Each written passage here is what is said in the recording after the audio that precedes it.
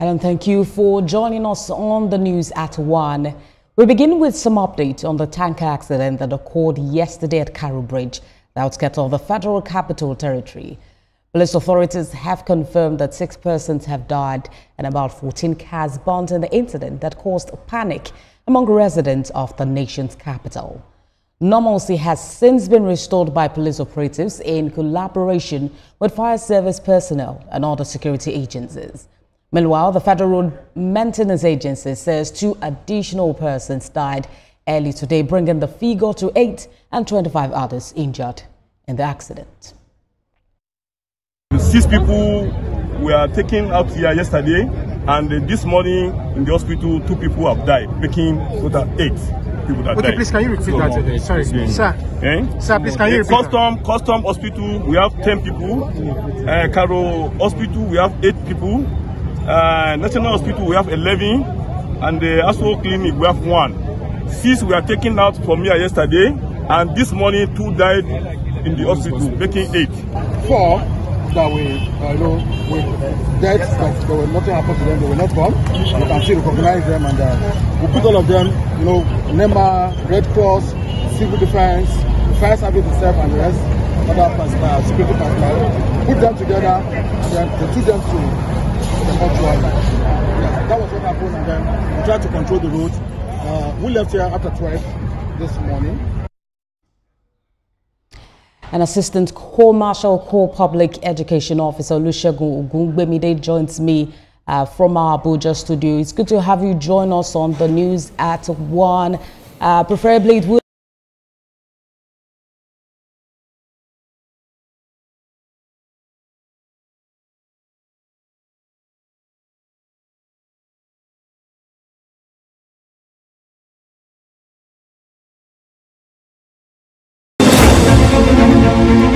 Meet Benga Olusegun, a fearless voice and an advocate for the truth.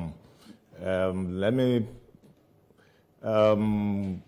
say this incident is quite pathetic, and it's been a thing of concern to the Corps Marshal, Sheikh Mohammed, that we still have reason to manage a situation like this yesterday. I want to correct this narrative that the incident that happened yesterday was not tanker explosion. The vehicles involved were trailers carrying cement, and who, unfortunately, having lost control, ran into other vehicles that led to the inferno that we noticed. Because over the years and for some times now, he's been on the forefront of fighting the menace that is being created by these tankers on our highway. And you also agree with me that for a while, we've not recorded this kind of incident along this particular route. And it's in line with the decision of FCT management that these categories of vehicles should not be allowed to operate on this road, especially between 4 and 10 p.m., which happen to be the peak period when vehicles will be returning home after they had this work. Well, we just had a compromise yesterday that led to this incident. So I don't want us to mix it up with the incidents that we have recorded in the few past months involving tankers that carried fuel.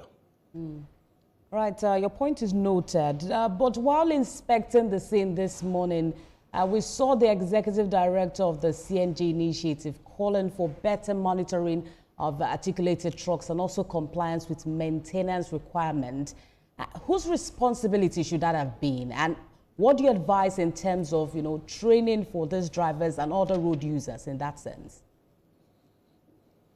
Yes, this is what we've been advocating over the years, that one major causes of road traffic crashes have been the failure of the operators.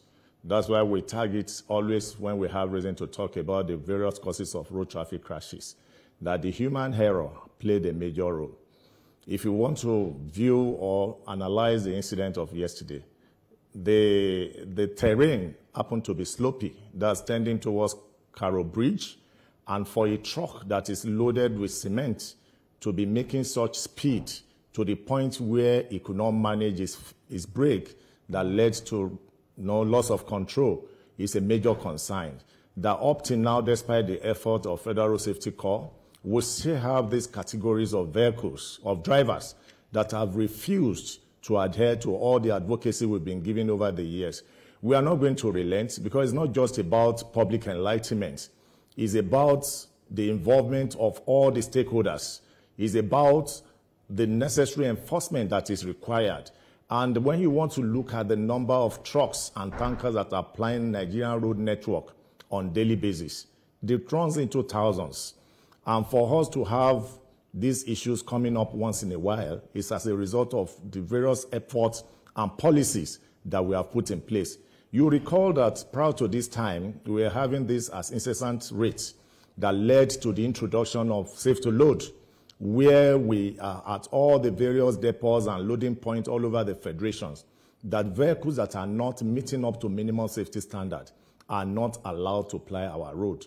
But being what we are, once in a while, we'll see people that try to circumvent the effort of Federal Safety Corps. And that's why we normally record once in a while this crash that occurred yesterday. But we are doing all the needful to come to still do the necessary intervention to continue to fight this menace. Right, and while we have our reporter on ground there monitoring the situation, from your own analysis, from the FRS's view, what's the extent of damage and how soon should we expect normalcy to return to that area? Yes, as at yesterday, the chunk of the obstructions had been cleared, just like the sector commander FCT mentioned.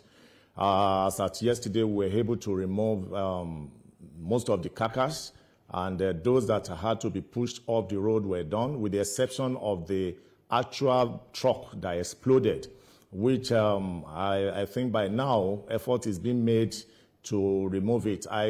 Few hours ago, I saw the crane trying to remove all the carcass, even those that are pushed by the roadside. I can assure you that very soon the road will be 100% cleared for all the road users to make use of. Right, thank you for talking to us. Assistant Corps Marshal, Corps Public Education Officer Olusegun Ogungbemide. Thank you for talking to us at this time.